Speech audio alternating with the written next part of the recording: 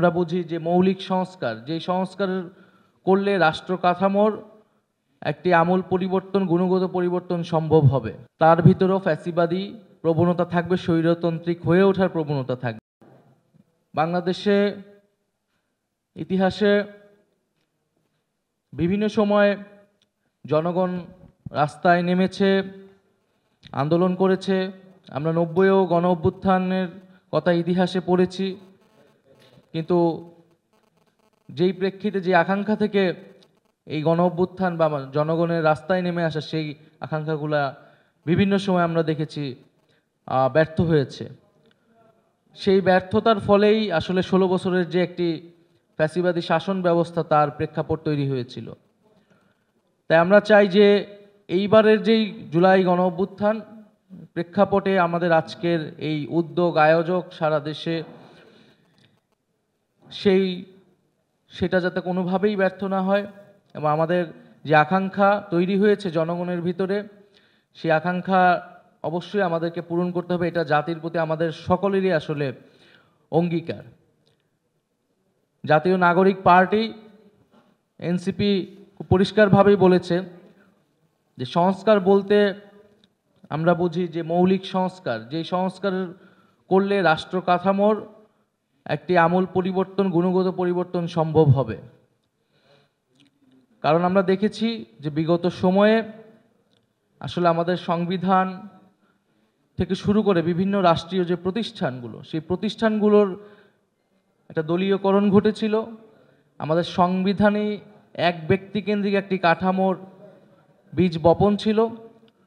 ফলে সেই রাষ্ট্র কাঠামোকে অক্ষুণ্ণ রেখে আসলে যেই ক্ষমতায় যাক না, যেই রাষ্ট্র পরিচালনার দায়িত্ব পাক, তার ভিতরেও ফ্যাসিবাদী প্রবণতা থাকবে, স্বৈরতান্ত্রিক হয়ে ওঠার প্রবণতা থাকবে।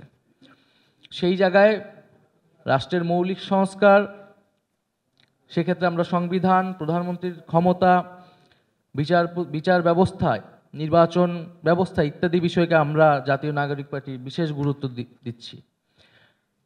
জাতীয় ঐক্যমত্য কমিশনের পক্ষ থেকে যে সুপারিশসমূহ আমাদের কাছে পাঠানো হয়েছে, আমরা সেগুলোতে আমাদের মতামত দিয়েছি। অধিকাংশ ক্ষেত্রে আমরা একমত হয়েছি। যেসব জায়গায় আমরা আংশিক একমত বা দ্বিমত, আমরা সেখানে আমাদের মন্তব্য বা আমাদের সুপারিশ আমরা সংক্ষিপ্তভাবে দিয়েছি। আজকে হয়তো আমরা বিস্তারিত আলোচনার সুযোগ পাব।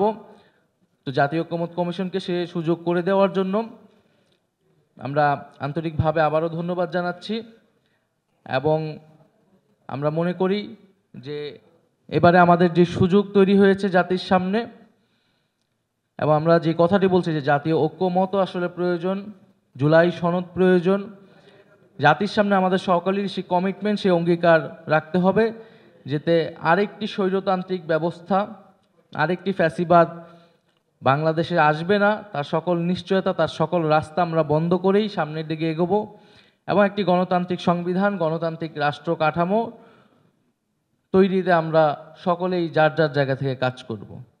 তো আজকে আমরা জাতীয় নাগরিক পার্টির পক্ষ থেকে আমাদের যে সংস্কার সমন্বয় কমিটি ছিল, যেটি আমাদের যুগ্ম আহ্বায়ক সারার তুষার, উনি এটার কোঅর্ডিনেটর ছিলেন। আমাদের সংস্কার সমন্বয় কমিটির সদস্য এবং আমাদের জাতীয় নাগরিক পার্টির শীর্ষবৃন্দ, আমাদের সদস্য সচিব আক্তার হোসেন, আমাদের মুখ্য সংগঠক হাসনাত আবদুল্লাহ, আমাদের মুখ্য সমন্বয়ক নাসিরউদ্দিন পাটোয়ারি, আমাদের সিনিয়র যুগ্ম আহ্বায়ক সামান্তা শারমিন এবং আমাদের সিনিয়র যুগ্ম সদস্য সচিব নাহিদা সারোয়ার নিভা এবং আমাদের যুগ্ম আহ্বায়ক এবং সংস্কার সমন্বয় কমিটির সদস্য জাভেদ রাসিন। আমরা আজকে এসেছি আপনাদের সাথে আলোচনা করার জন্য।